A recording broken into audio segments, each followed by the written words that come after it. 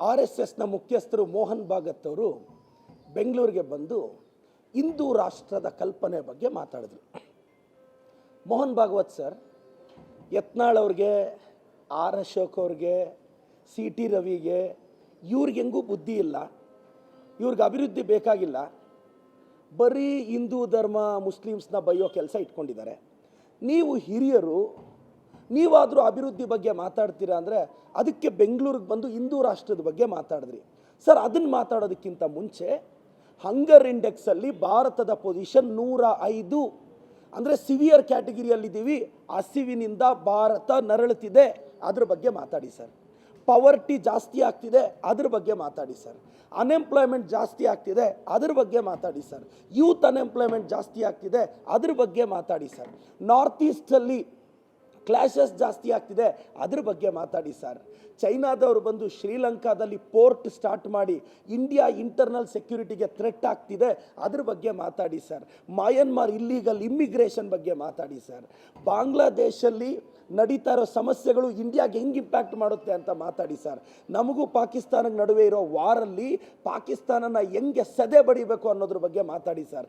Line of actual ಕಂಟ್ರೋಲಲ್ಲಿ China ಮಿತಿಮೀರಿ ವರ್ತಿಸ್ತಿದೆ, ಅದ್ರ ಬಗ್ಗೆ ಮಾತಾಡಿ ಸರ್. ಲಡಾಖ್ ಅರುಣಾಚಲ್ ಪ್ರದೇಶಲ್ಲಿ ಇಂಡಿಯಾ ಇಂಟರ್ನಲ್ ಸೆಕ್ಯೂರಿಟಿ ಥ್ರೆಟ್ ಹೆಂಗಾಗ್ತಿದೆ, ಅದ್ರ ಬಗ್ಗೆ ಮಾತಾಡಿ ಸರ್. ಬಡತನದ ಬಗ್ಗೆ ಮಾತಾಡಿ, ಹಸಿವಿನ ಬಗ್ಗೆ ಮಾತಾಡಿ ಅಂದರೆ ನೀವು ಯತ್ನಾಳ್ ಅವರು, ಆರ್ ಅಶೋಕ್ ಅವರು, CT ರವಿ ಅವ್ರ ಕ್ಯಾಟಗಿರಿಗೆ ಸೇರಿಬಿಟ್ರಲ್ಲ ಸರ್. ನನಗೆ ಮೋಹನ್ ಭಾಗವತ್ ಅವರು ಅಂದರೆ ಒಂದು ಪೂಜ್ಯನೀಯ ಭಾವನೆ ಇವತ್ತು ಕೂಡ. ಆದರೆ ಅವರು ಅಭಿವೃದ್ಧಿ ಬಗ್ಗೆ ಮಾತಾಡ್ತಾರೆ ಅಂದರೆ ಬೆಂಗಳೂರಿಗೆ ಬಂದು ಹಿಂದೂ ರಾಷ್ಟ್ರ ಅಂತ ಮಾತಾಡ್ತಾರೆ. ಸರ್, ಅಬ್ದುಲ್ ಕಲಾಂ ಅವ್ರನ್ನ ನೀವು ಟ್ರೂ ನ್ಯಾಷನಲ್ ಲೀಡರ್ ಅಂತ ಕರೆದಿದ್ರಿ. ಅವರು ಇಸ್ಲಾಂ ಧರ್ಮದಲ್ಲಿ ಹುಟ್ಟಿದ್ದು ಸರ್.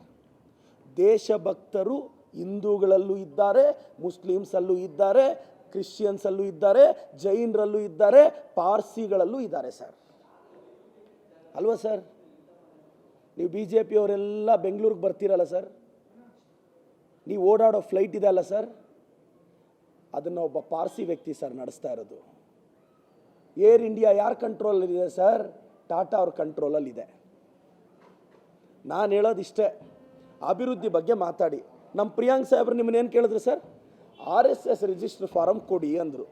ನೀವು ಹೇಳಿದ್ರಿ ಬ್ರಿಟಿಷ್ ಆಡಳಿತದಲ್ಲಿ ಅಂಥದ್ದೊಂದು ರೂಲ್ ಇರಲಿಲ್ಲ, ಇಂಡಿಪೆಂಡೆನ್ಸ್ ಆದಮೇಲೆ ಅದು ಕಂಪಲ್ಸರಿ ಇರಲಿಲ್ಲ ಸರ್. ಹಂಗಾದರೆ ಒಂದು ಆರ್ಗನೈಸೇಷನ್ ಸ್ಟಾರ್ಟ್ ಮಾಡಿದಾಗ ರಿಜಿಸ್ಟ್ರೇಷನ್ ಮಾಡಬೇಕು ಅನ್ನೋ ಕನಿಷ್ಠ ಸೌಜನ್ಯನೂ ಇಲ್ವಾ sir? Mohan Bhagwat sir, I think you understand Kannada. Please, before speaking about the Hindu Rashtra, please speak about the hunger status of India, power status of India, illegal immigration from the Myanmar, and the war between the India and Pakistan. Speak about the China's control over Sri Lanka port, which affects India's internal security. Please speak about the Teesta water issues between India and Bangladesh. Please speak about the clashes in the northeast. Speak about line of actual control in China. ये सब पहला बात कीजिए sir. Thank you sir. RSSನ ಮುಖ್ಯಸ್ಥರು ಮೋಹನ್ ಭಾಗವತ್ ಅವರು ಬೆಂಗಳೂರಿಗೆ ಬಂದು ಹಿಂದೂ ರಾಷ್ಟ್ರದ ಕಲ್ಪನೆ ಬಗ್ಗೆ ಮಾತಾಡಿದ್ರು.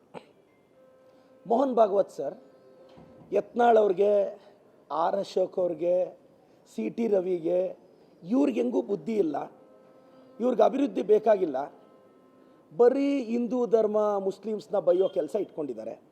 ನೀವು ಹಿರಿಯರು, ನೀವಾದರೂ ಅಭಿವೃದ್ಧಿ ಬಗ್ಗೆ ಮಾತಾಡ್ತೀರಾ ಅಂದರೆ ಅದಕ್ಕೆ ಬೆಂಗಳೂರಿಗೆ ಬಂದು ಹಿಂದೂ ರಾಷ್ಟ್ರದ ಬಗ್ಗೆ ಮಾತಾಡಿದ್ರಿ.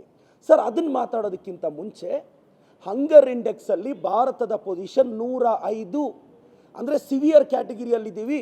ಹಸಿವಿನಿಂದ ಭಾರತ ನರಳುತ್ತಿದೆ, ಅದ್ರ ಬಗ್ಗೆ ಮಾತಾಡಿ ಸರ್. ಪವರ್ಟಿ ಜಾಸ್ತಿ ಆಗ್ತಿದೆ, ಅದ್ರ ಬಗ್ಗೆ ಮಾತಾಡಿ ಸರ್.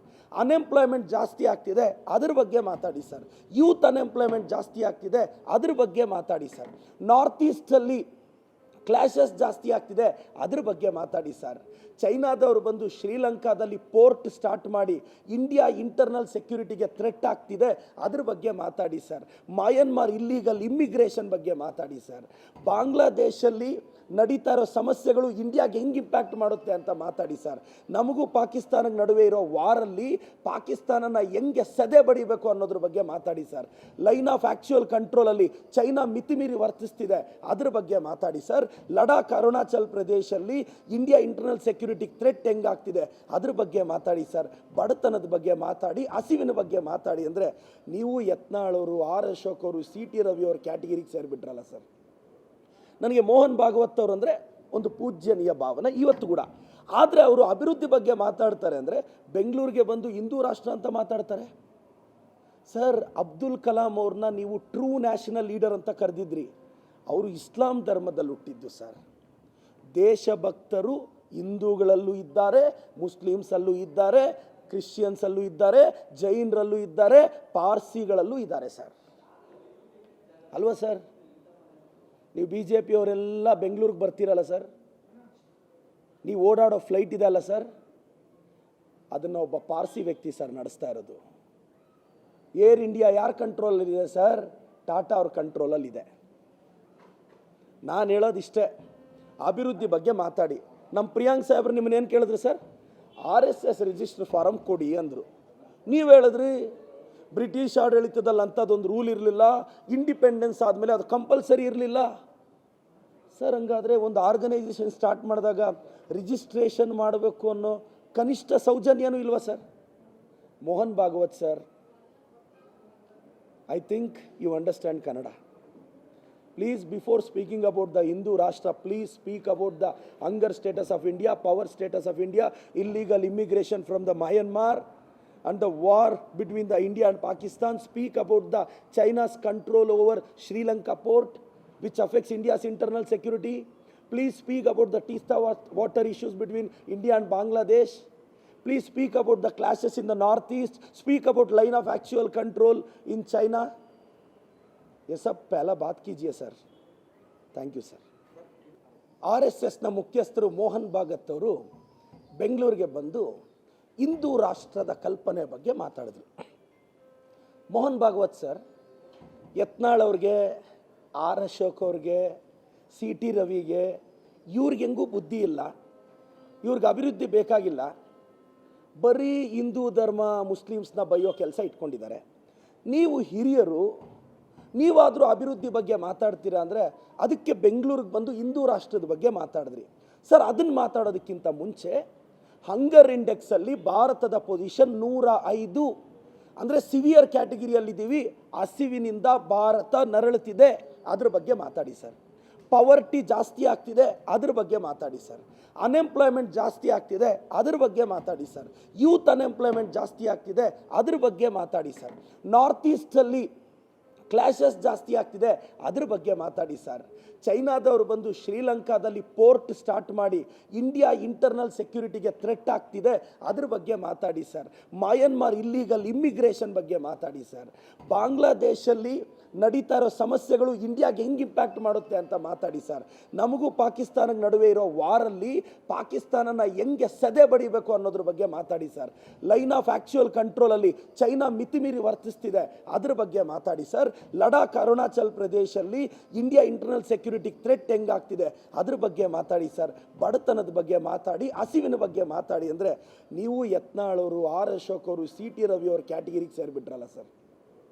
ನನಗೆ ಮೋಹನ್ ಭಾಗವತ್ ಅವರು ಅಂದರೆ ಒಂದು ಪೂಜ್ಯನೀಯ ಭಾವನೆ ಇವತ್ತು ಕೂಡ.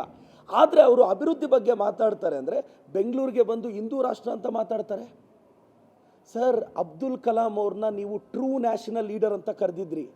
ಅವರು ಇಸ್ಲಾಂ ಧರ್ಮದಲ್ಲಿ ಹುಟ್ಟಿದ್ದು ಸರ್.